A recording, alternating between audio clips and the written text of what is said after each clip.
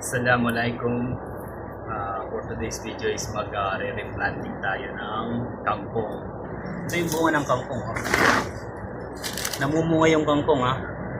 Yung bulaklak ng kangkong kapag natuyo, magiging siya yung bunga. Tapos matutuyo siya.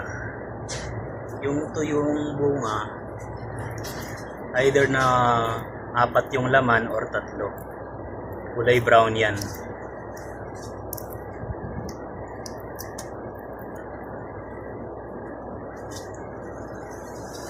Yan ito 4 ang laman.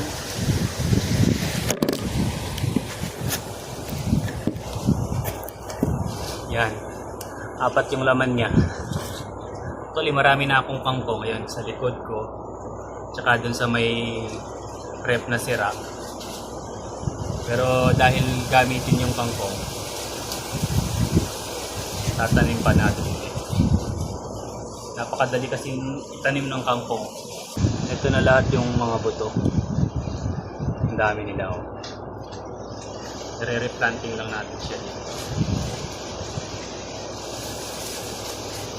Pinabunan ko ng mga green.